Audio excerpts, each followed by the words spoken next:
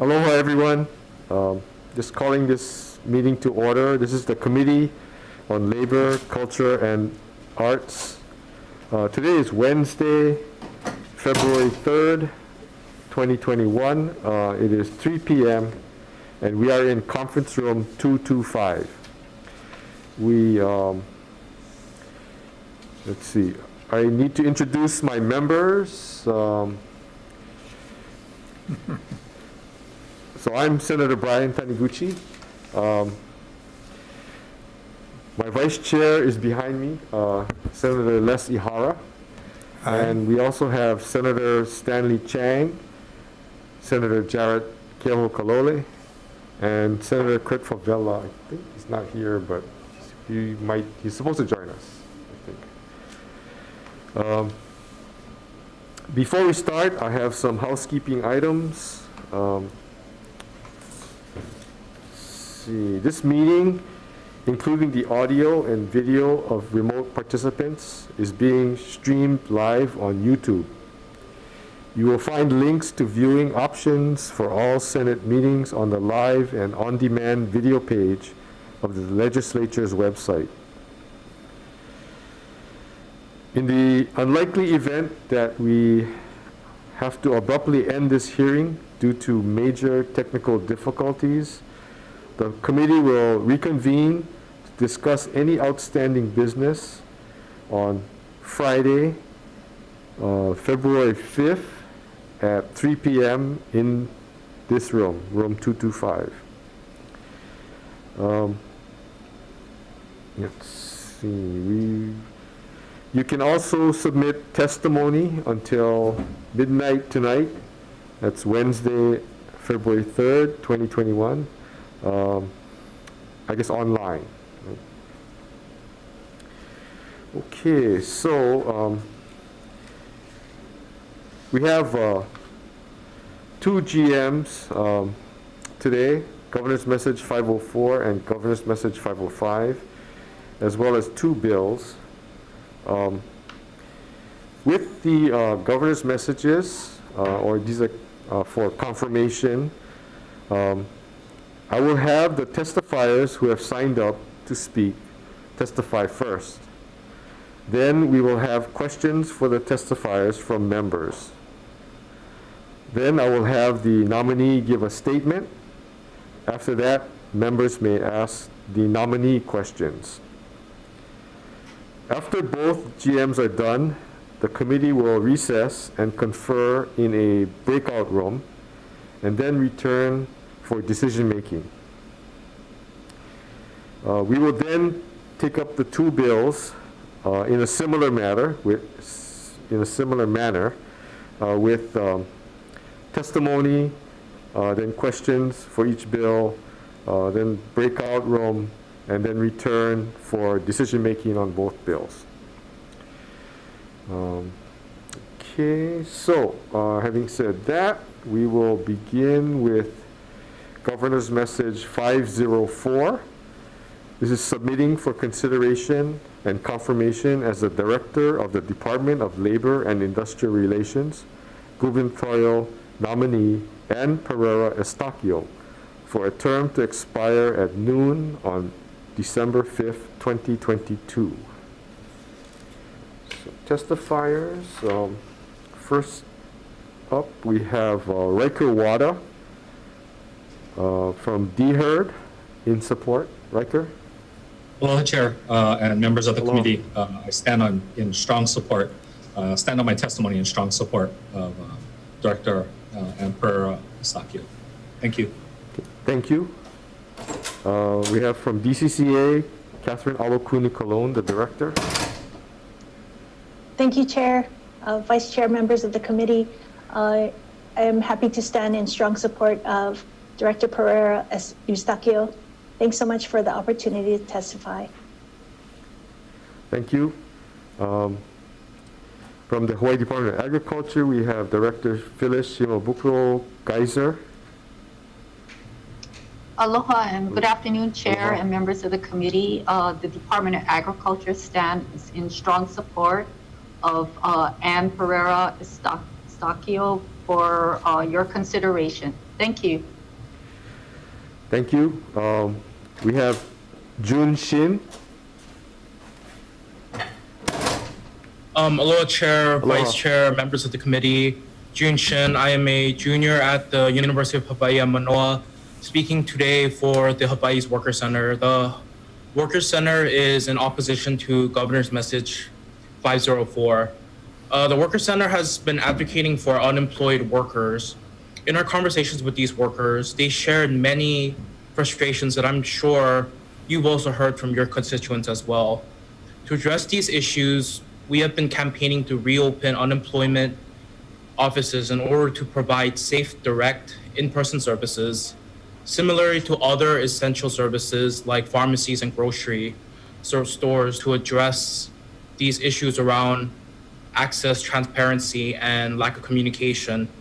While campaigning, the Worker Center met with the nominee, and we are very disappointed that our discussions around solutions to address the frustrations of current and future claimants, like updating the computer system and examining ways to provide safe, direct services, have remained stagnant. People shouldn't be going through all this stress to meet their basic needs. So we're asking you to please hold this nomination until we can start addressing these issues. Working families need real relief right now. If you're looking for a solution, we also strongly recommend that you hear Senate Bill 901. Thank you for the opportunity to testify. Thank you, Mr. Shin. For the Office of the Governor, we have Linda Chu Takayama. Thank you, Chair, Vice Chair, and members of the committee. My name is Linda Chu Takayama, and I'm here on behalf of Governor David Ige, who respectfully requests your support in confirming the appointment of Ann Pereira Estakio to serve as the Director of the Department of Labor and Industrial Relations. Ann is a longtime public servant and leader who has more than 30 years of experience, all within the Department of Labor. After completing her BBA in accounting and MBA at Chaminade University, she started at the department as an auditor and then later as a program specialist, where she developed program policies, standards, and court precedents and internal security considerations. She next moved to the Unemployment Insurance Administration Office as a development officer and soon became the UI administrator.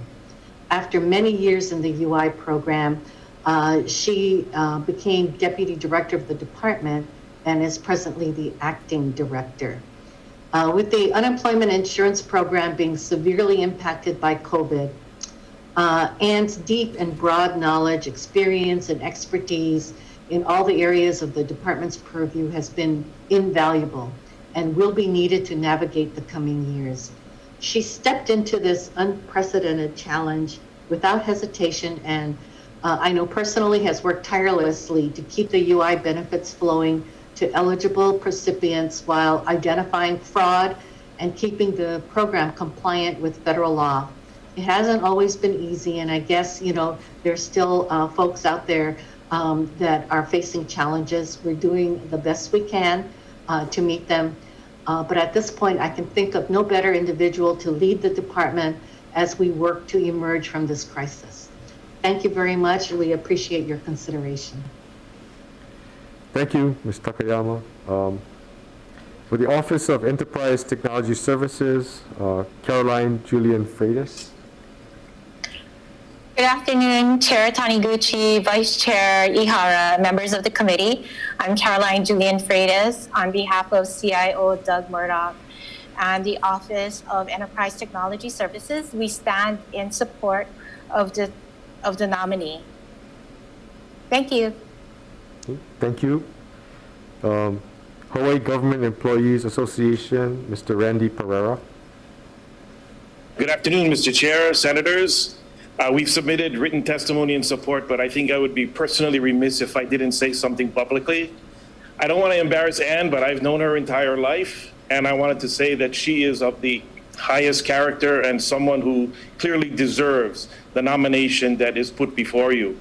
And on a professional level, I will say in my capacity here at HGEA, we are extraordinarily proud of to see a lifetime government employee, one of our own, be in a position to be considered for this important position. So we respectfully request the unanimous consent of your committee as well as the entire Senate and confirm Ms. Pereira Estakio for this position. Thank you.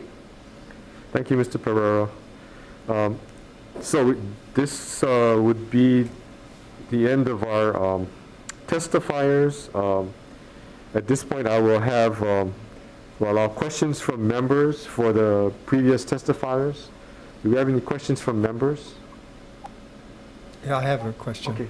Senator Ihara? For June Shin, is he still there? He should be. Yes, Senator. Could you, I'm looking for a little bit more specific concern that you raised about frustrations of lack of solutions. Is there, could you give is there an example, or trying to get a flavor of more of the specifics? Sure. Let me pull up. Sorry. It's taking a little long to load. We did include specifics in our written testimony. Okay. So, yeah, and I can that could do it. talk with the details. Okay, well, because I can then ask the nominee to comment about if she's read your testimony, and if she has, then if she could comment on your testimony that you included some specifics. Sure. Yeah, let me try and pull up. Well, I think that's okay. If Anne, have you read his testimony? Yes, I have. Okay, Senator. so June, that should do it then, because if you have it written down, I'm sorry, I don't have it, but Chair, could I ask the nominee to comment about? Sure, we'll have her give a statement. Okay, why don't we? Yeah, okay. Are there further questions for the testifiers from our committee members? Anybody? No? Okay, so at this point then, we'll have the nominee, Anne Pereira Estakio, make a statement. Thank you, Chair.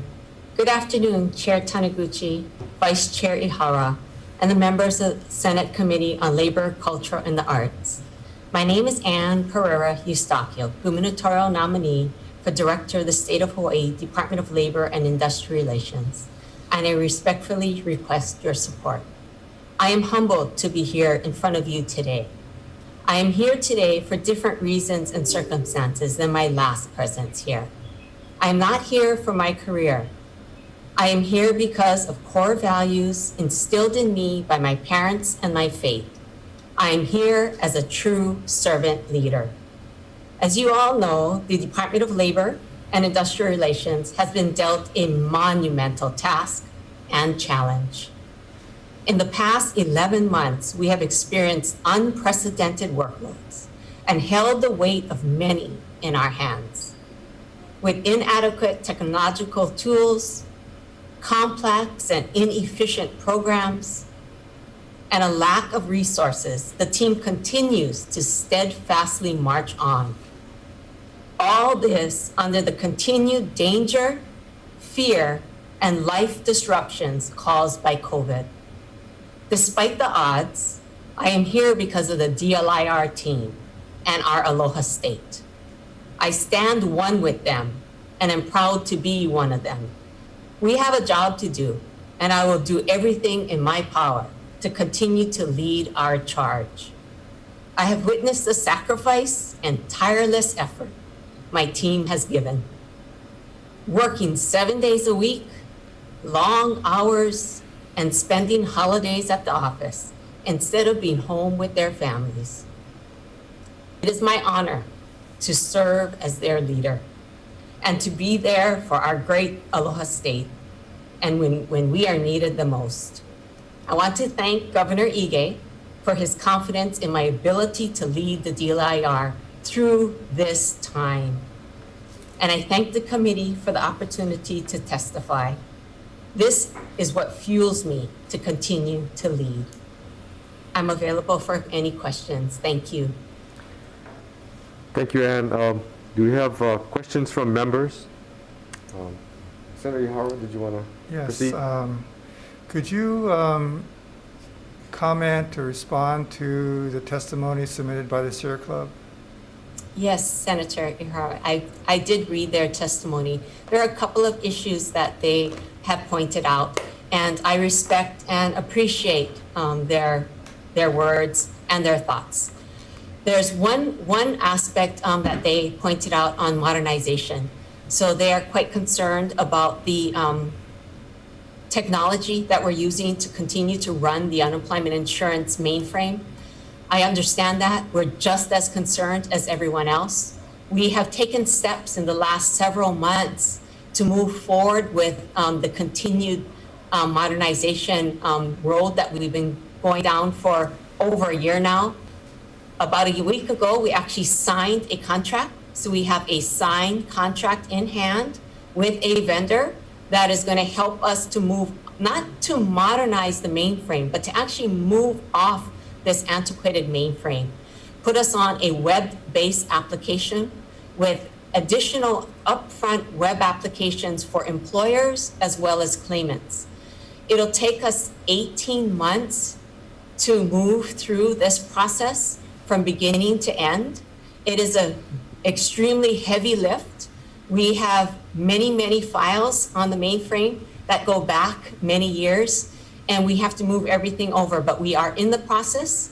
We are hiring specific individuals to work solely on this modernized project, and we hear you, and we understand what needs to be done, and we're moving forward to do that. One of the other issues, Chair, is that we've had the building closed for some time now, and we've been looking at other ways to service our clientele before we can continue to move forward and open up this building and the buildings on every single island. And so recently, we opened up a local call center at the Hawai'i Convention Center. We've been able to up-train at least 70 individuals right now. We're gonna get to 100 so when we're done.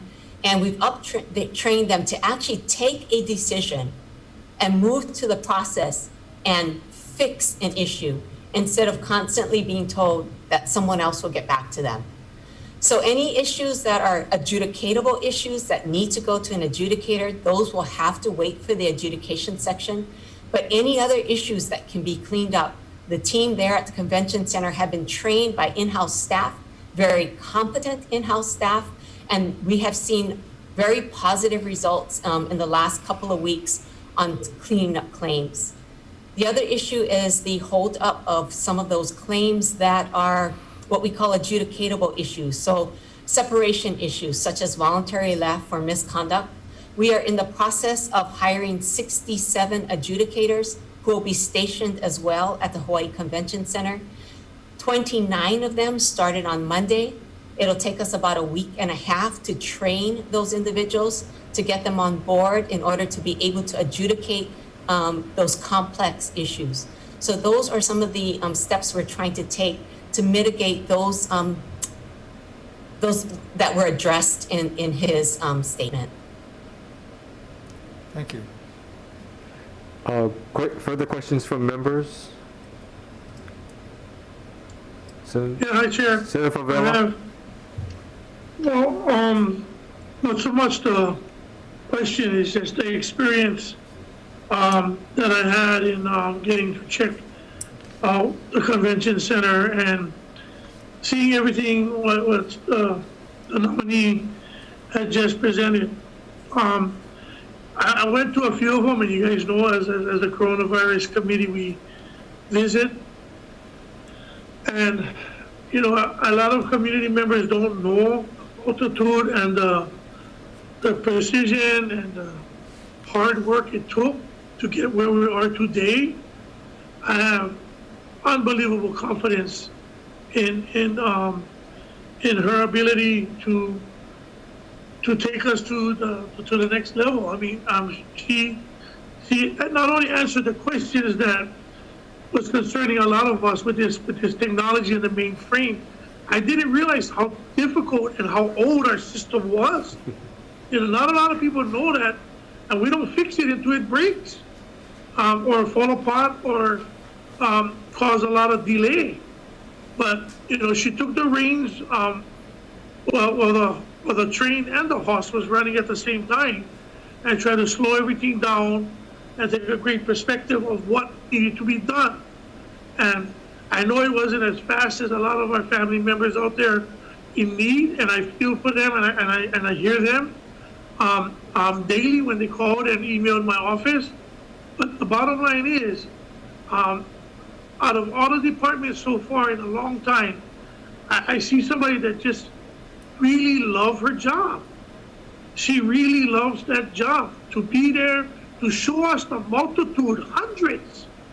She showed us a list of all fraudulent cases that she had to put a group of people. Pretty much, she has to kick some of them off the computer and send them home, because that's how dedicated they are in working in collaboration with her. So I urge my colleagues and people that out there that is listening and watching to bear witness on how great and the improvements that she will carry as being the leader of unemployment. She's going to be doing a great job. So that's my gist of it all and my overview. Thank you for the time, Chair. Thank you, Senator. Are there further questions from members? If not, I guess. Mr. Chair, I just wanted to state that I completely agree with the eloquent words of the minority leader. And if we were on the floor, I would ask for his comments to be inserted into the journal as if they were my own. I haven't known the director for very long, but I've just been deeply impressed by her proactiveness and her subject matter expertise in walking through the most arcane regulations imaginable, that even as a lawyer, I am, my eyes just glaze over when learning about, and I can't imagine a better person to serve as the DLIR director. Thank you. With no further questions or comments, the chair would just like to note for the record that there were written testimonies, 20 in support and 1 in opposition for our record, and that for those of you who are watching who would like to submit testimony, you have until midnight tonight to do so. Okay, with that, we will proceed to Governor's Message 505, submitting for consideration and confirmation as the Deputy Director of the Department of Labor and Industrial Relations, gubernatorial nominee Joanne Videnhar, for a term to expire at noon on December 5th, 2022.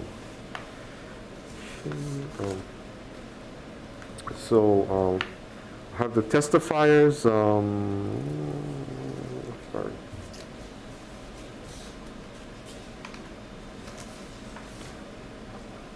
Again, Riker Wada.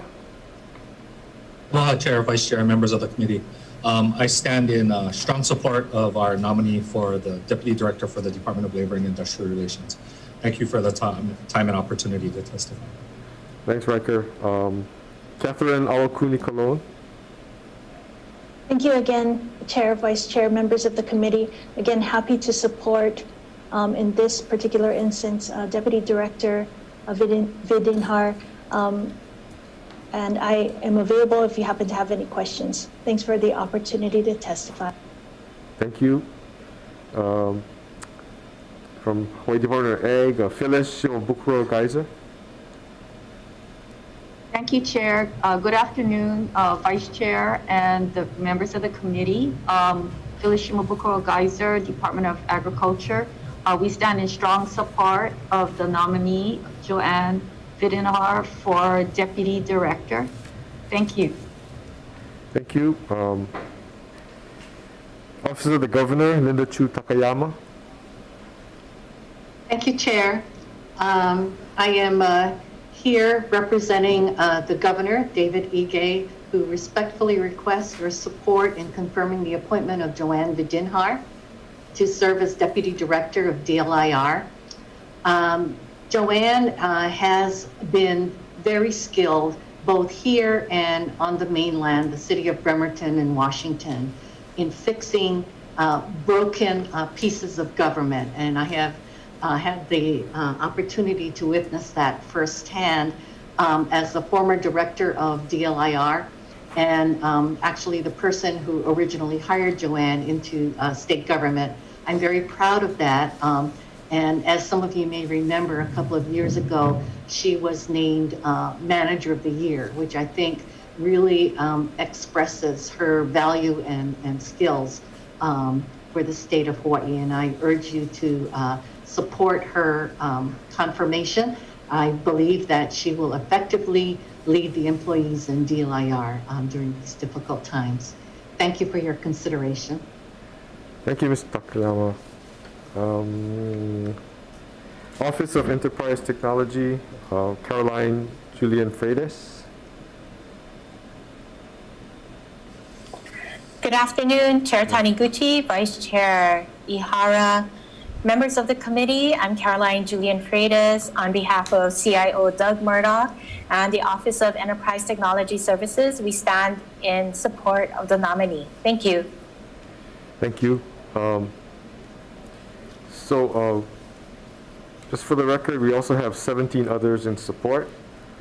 I'll open it up now for questions from the members for the testimony we've just received.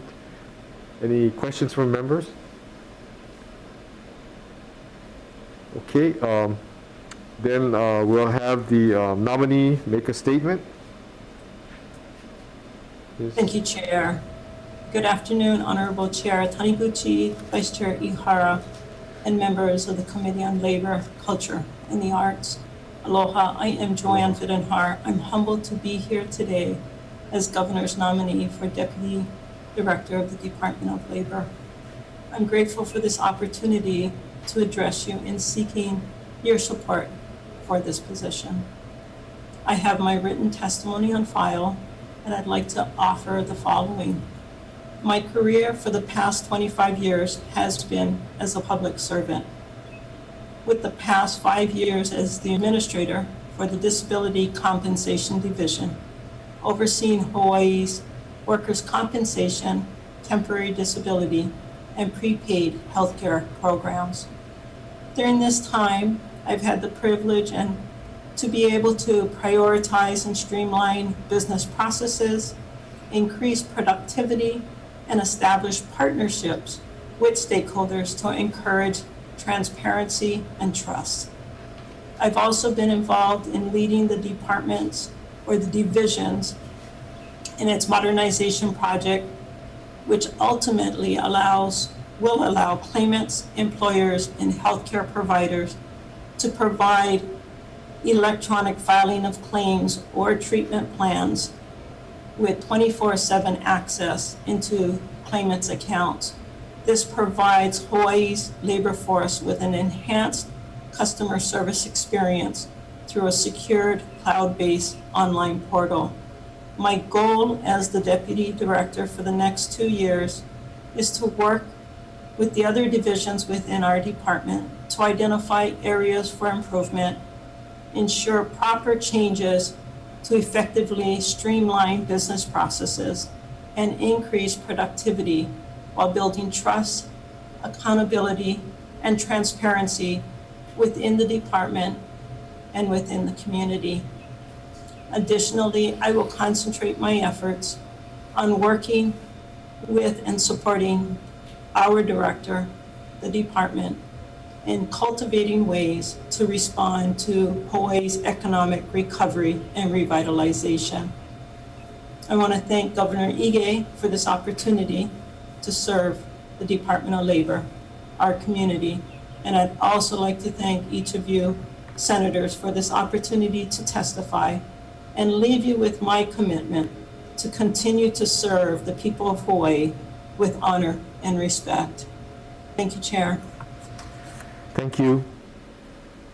Do we have questions from members? Questions? Senator Favela? No?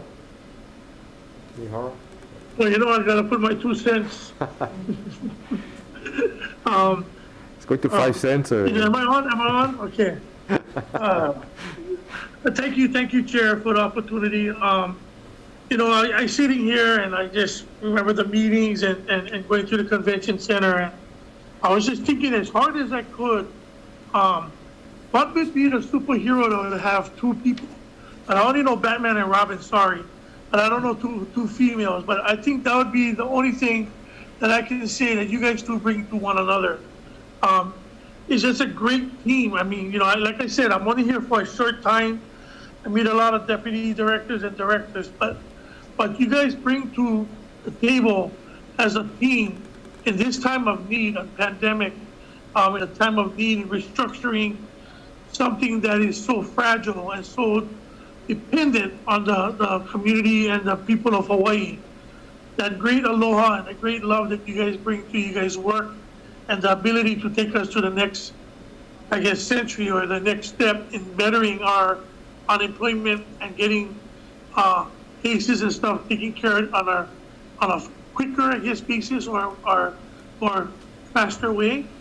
I was just, like I said, I'm impressed with just the dedication that you guys have in an unsatisfactory, you know. The reason why I say this is because we not too many people give you guys that, you know, add a boy or add a girl or stuff kind of thing, because you guys are in a predicament with people no more money. So they're only giving hate. And, you know, I just express this to all the people of Hawaii that is watching and people out there. This job is not a greatest job to put your foot in with all the threats and all the stuff that was happening and the turmoil that was happening earlier. But for have a strong footing and working together in going forward, no matter what pilikia happening, we have a collaboration of somebody that really, again, love their job. And if you listen to them speak in their speech, aloha, love, I mean, just unbelievable. I mean, like I said, I'm very impressed, and I thank you very much for taking the job, and thank David Ige for choosing you as the deputy director and the director, because I think you guys complement each other very well. Very well. Thank you. Thank you, Senator. Any further questions? If not, I will recess the public hearing for a little bit.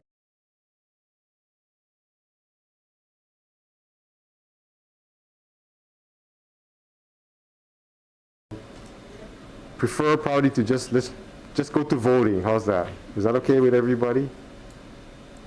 Yes. Okay. Chair. Oh, you can make comments. Chair, may I? Yeah, go ahead. Yeah, I just like to echo the sentiments of the other testifiers and of the other senators. I've been especially grateful for the enthusiasm and the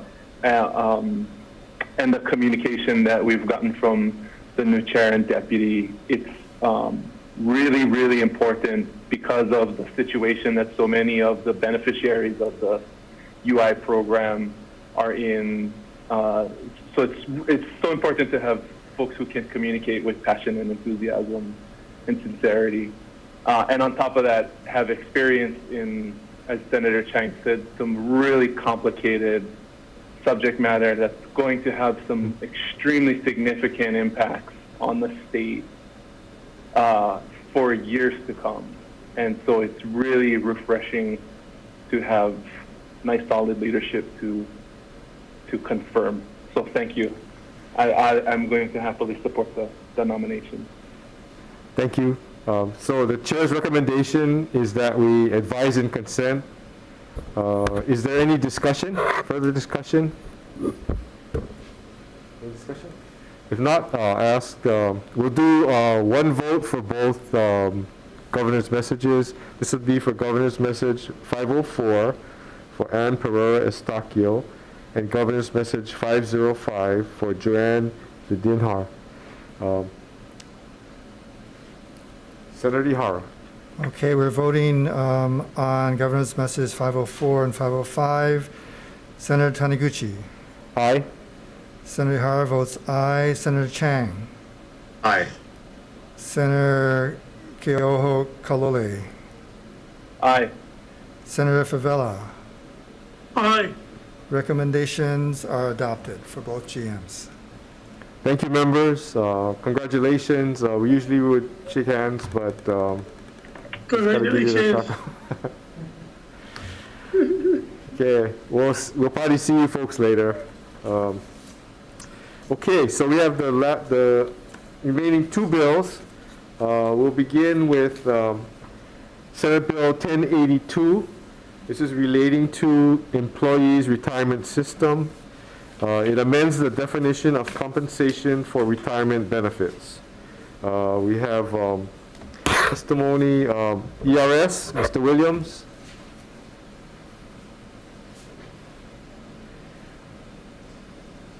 Yes, good afternoon, Chair Taniguchi, Vice Chair Ihara, and members of the committee. I'm Tom Williams, the Executive Director of the Employees Retirement System, and I'm really appreciative of you giving me the opportunity to testify in support of Senate Bill 1082. As you indicated from the title, it is our intent here to amend the definition of compensation and base pay in Chapter 88.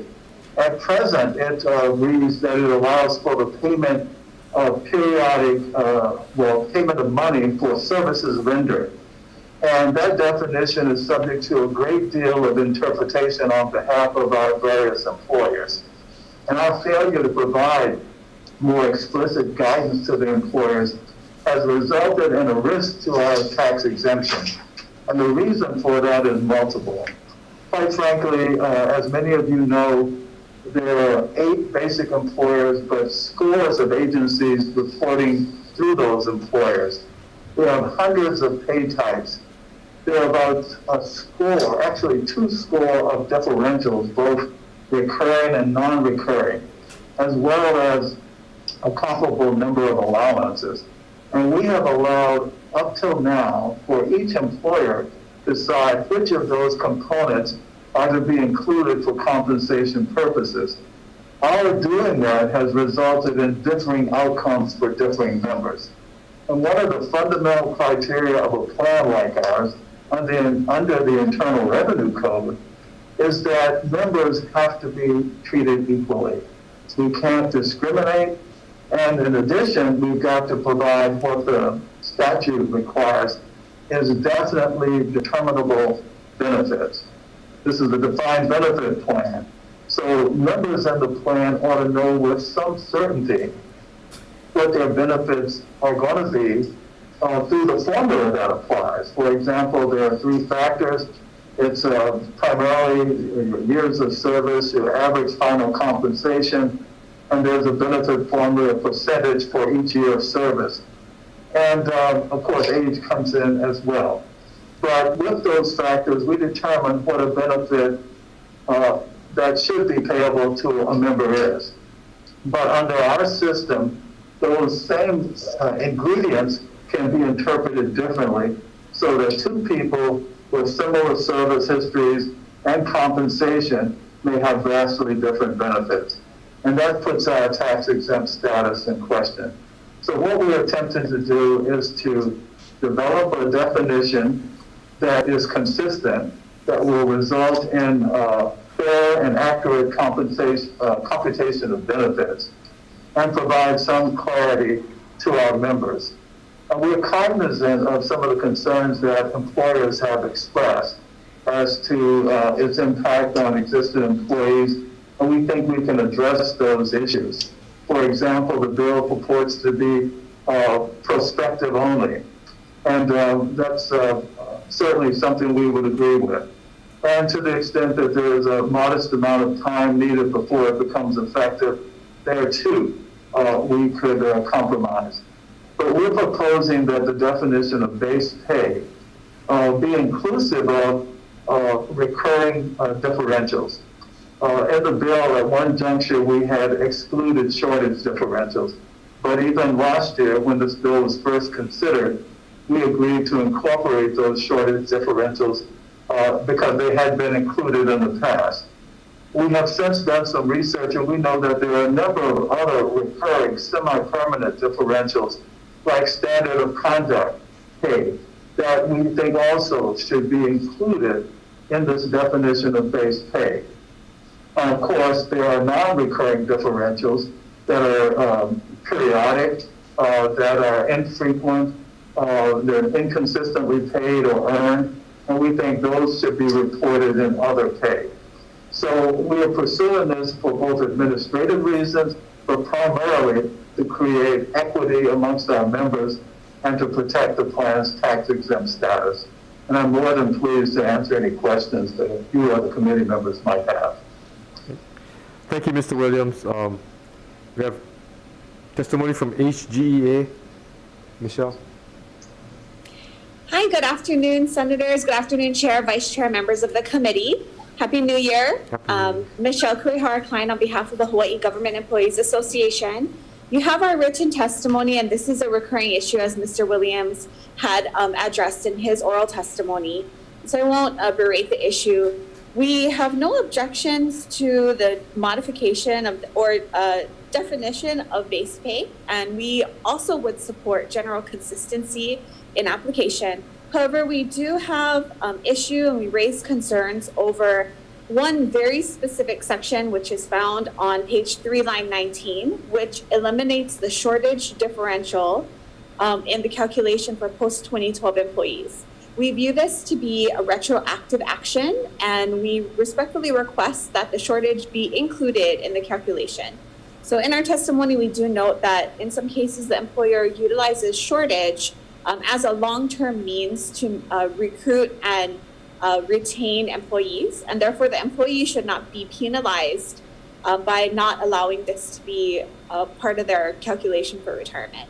So if the committee is willing to make that change as they have in the sessions past, then we would be able to support this measure. I'd be available to answer any questions. Thank you. Thank you. Next up, we have HSTA, Osatui. Hello, Chair Taniguchi, Vice Chair Ihara, and members of the committee. I'm Osatui, Vice President of the Hawaii State Teachers Association, speaking on behalf of President Corey Rosenlee. HSTA opposes removing differentials from the language, especially shortage differentials. For the first time, the Department of Education enacted shortage differentials a little over a year ago for special education, Hawaiian immersion, and hard-to-staff geographic locations. These differentials have worked better than expected in helping to fill these shortage areas. So well, in fact, that the Board of Education was not willing to repeal them in July when the superintendent asked to have them discontinued. Programs to train teachers to go into special education have actually had to create wait lists because demand exceeded capacity.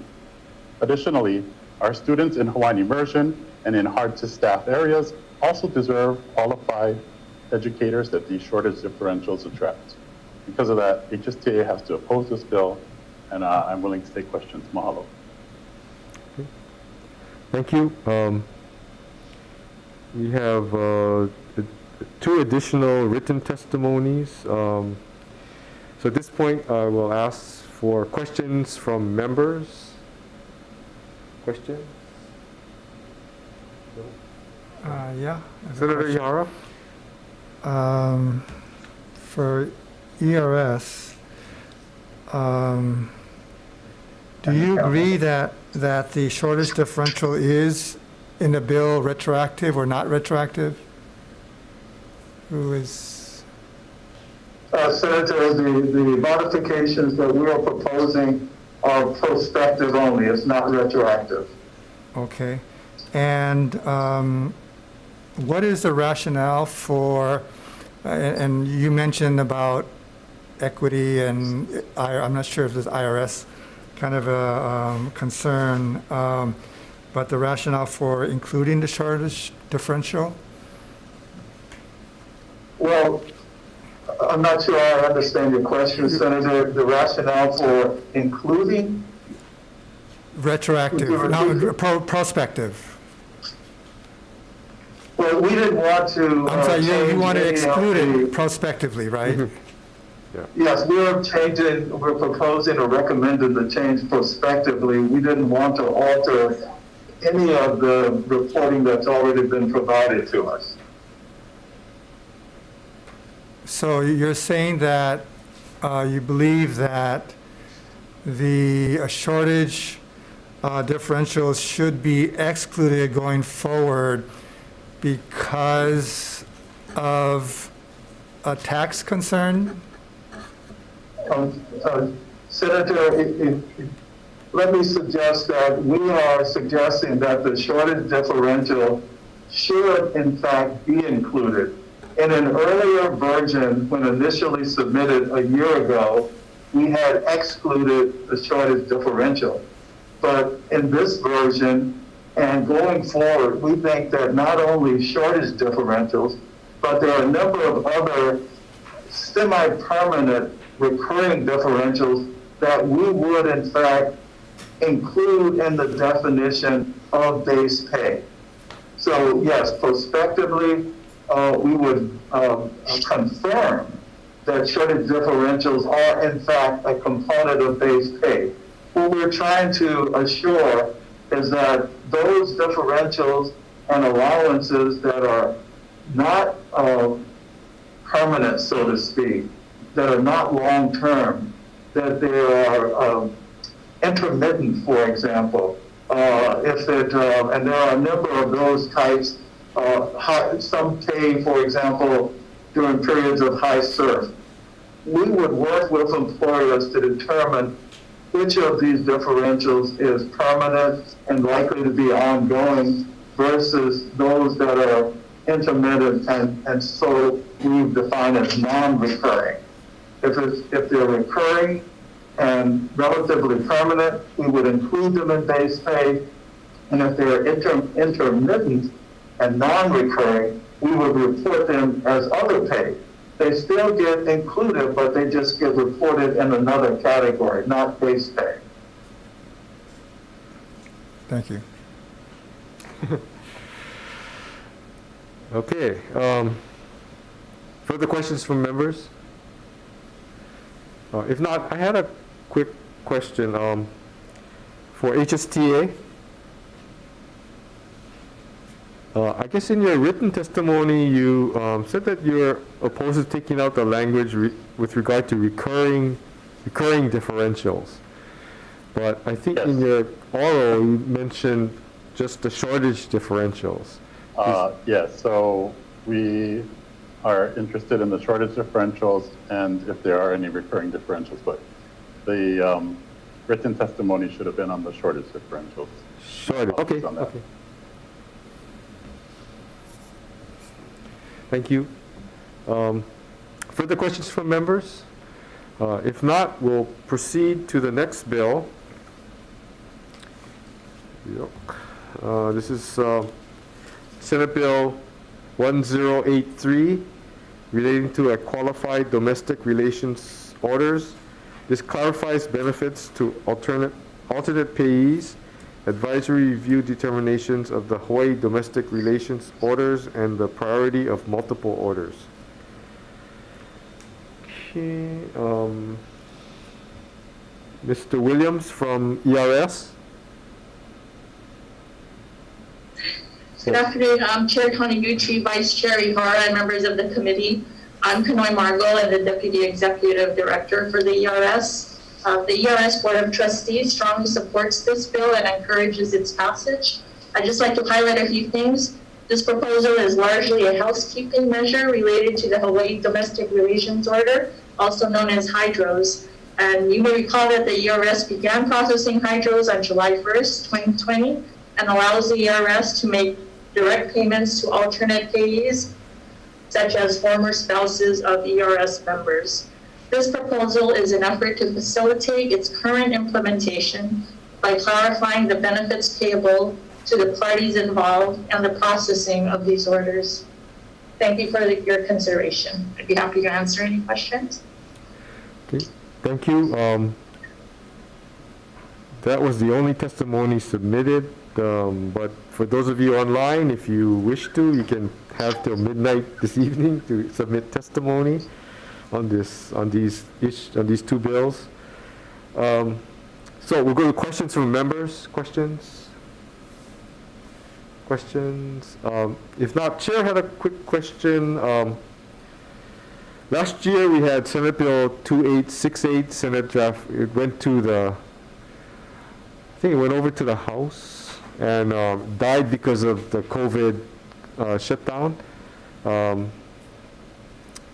Could you tell us what, if there are differences, or I'm inclined to pass out 1083 with the Senate Draft 1 language from last year. And so would you like to argue for or against that?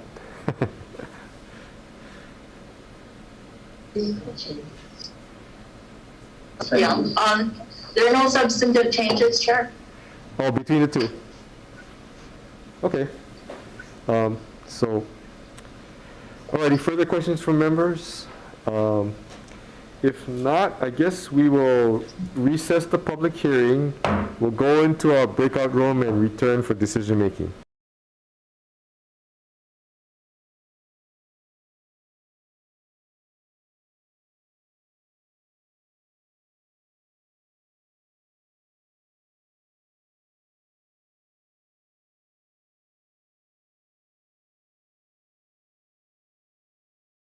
'82 relating to the employees' retirement system.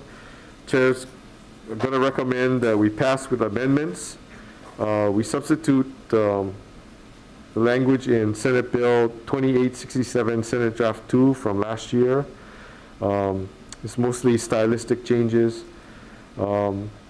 Secondly, that we allow shortage differentials as compensation in HRS Section 88-21.5 B1 and 2, and that thirdly, that we allow recurring differentials to be part of base pay in HRS 8821, and that we also make other technical and non-substantive amendments for clarity and consistency and conformity. Do I have any discussion?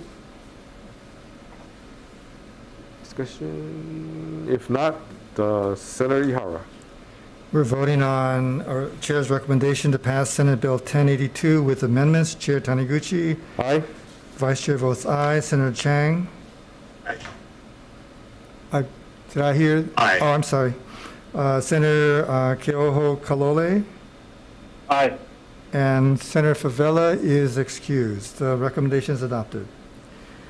Thank you, members. Senate Bill 1083, this is relating to qualified domestic relations orders. Chairs recommend that we pass with amendments. We substitute the 1083 with Senate Bill 2868, Senate Draft 1 from last year, and make other technical non-substantive amendments for clarity, consistency, and conformity. Any discussion?